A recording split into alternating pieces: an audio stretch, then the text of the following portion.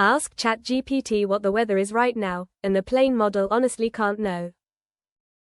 It has no internet, no sensors, no clock. Yet modern AI assistants check weather, book meetings, and send emails. What changed?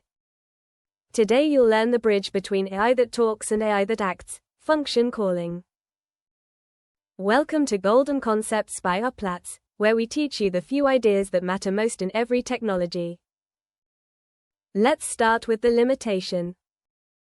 A language model does exactly one thing: it reads text and produces text. It cannot browse the web, run code, check a database, or press a button. It's a brain in a jar, brilliant, but with no hands. Function calling gives it hands. Here's the idea. You, the developer, build the tools: a weather lookup, a calendar booking function, a database search.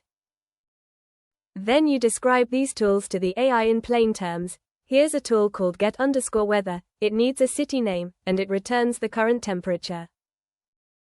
Now, when a user asks, "What's the weather in Manchester?" something clever happens. The AI doesn't try to answer from memory. Instead, it recognizes that this question matches a tool it was told about.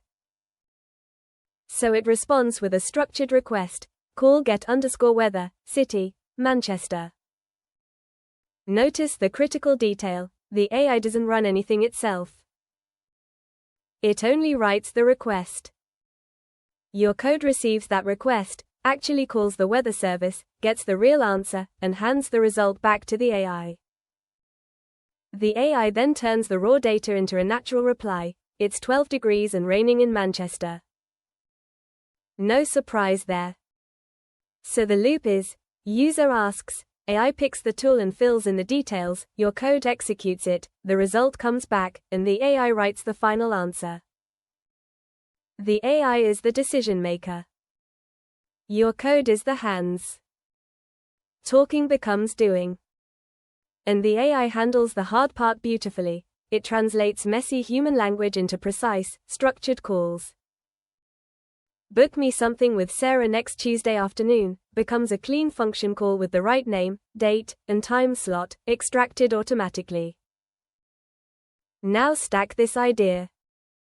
Give the AI multiple tools, and let it chain them. Search the customer database, then check the refund policy, then draft an email, then send it. An AI that plans multiple steps, uses tools, observes results, and decides what to do next has a famous name: an agent. Every AI agent you've heard about is built on this one concept: function calling in a loop. This power comes with responsibility, and engineers handle it with 3 safeguards. 1. Limit the tools, only give the AI functions it genuinely needs. 2. Validate every call, your code checks the request before executing, never blindly.